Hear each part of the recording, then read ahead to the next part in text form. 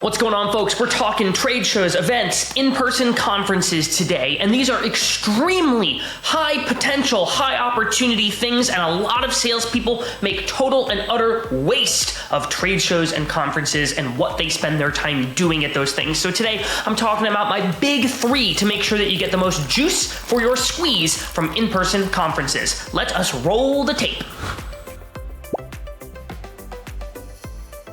Number one is you want to avoid any and all non-selling time. I see a ton of salespeople show up, they get on an airplane and fly to Dallas, and they go to this conference center, and then they spend 4 or 5 hours of the week on internal team meetings on Zoom. You've got to prioritize in-person meetings when you are at these in-person events. And so clear off any internal non-selling meetings that are on your calendar, get them recorded, get them rescheduled, don't do them if they are not essential to keeping the lights on for your business. So get those off of your calendar, but you're also going to have other distractions that are non-selling time at these events. One of the most dangerous is actually your own team. It can be tough because you've gotten on an airplane and you might see reps from other territories that you only see 2 or 3 times a year. And don't get me wrong, there absolutely needs to be team time at these events. You don't want to be like the lone wolf who's totally ignoring your colleagues, but you've got to make it clear with the team, hey,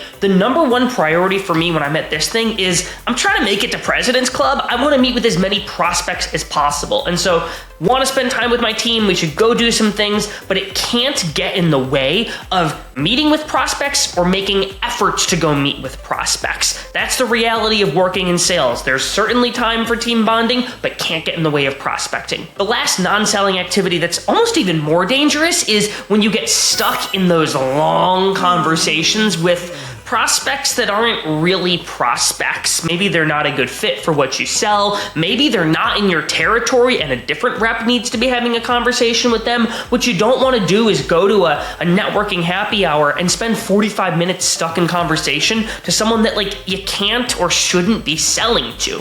And so the best tip I ever learned to gracefully exit bad fit conversations, I actually learned from John Barrows. And what John taught me was when you're trying to exit one of these conversations, it's kind of rude to just be like, yeah, I need to go, or I'm gonna go to the bathroom and leave, because then they're gonna try to talk to you again. And so what you should do, what John taught me, is you say, hey, I'm sure you're like me at this event and you want to meet with as many people as possible. I'm really on the hunt to talk to as many marketing leaders at sales tech companies as possible. And so if you see any of those folks, would you be open to pointing them out for me? By the way, what type of person are you here to meet with? I want to make sure I'm looking out for you too.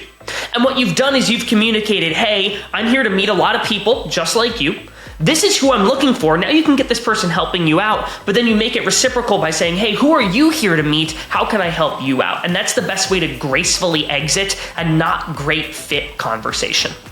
The next theme here, tip number 2, is do not wait for prospects to come to you. You've got to go seek them out. Most salespeople, they show up at these things and they sit at the booth with their hands in their pockets and they're on their phone or their laptop and they're waiting for prospects to come to them.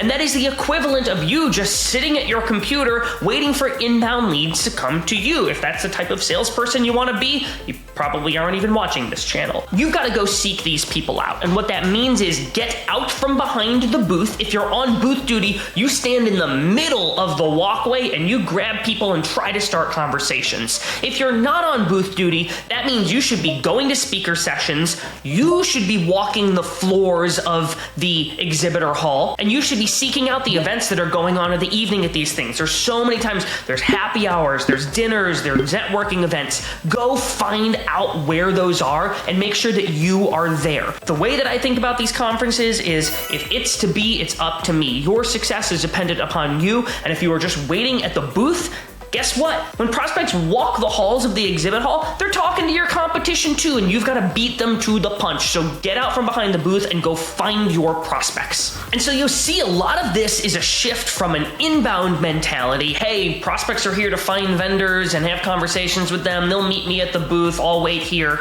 To an outbound mentality. I'm going to seek out my prospects. I'm going to find them.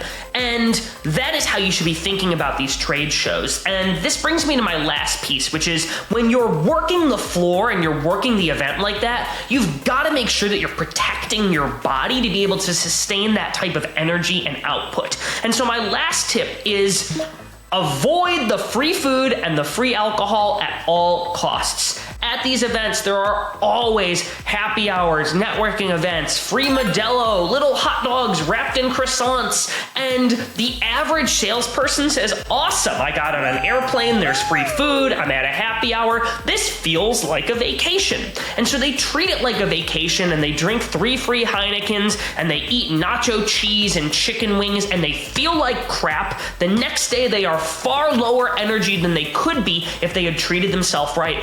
And they spent time being distracted by the free food and drink as opposed to talking with prospects. My recommendation, eat a healthy meal beforehand and ignore the free food and free drinks. It might feel like a happy hour, it might feel like a vacation, but it is not. You are here on business, and so treat it accordingly. And so those are my tips for making sure you get the most juice for your squeeze from these in-person conferences and trade shows. We've got a couple other videos in this series, and if you want to make sure you're getting the most from these conferences, go check them out. Thanks for watching. We'll see you on the next video.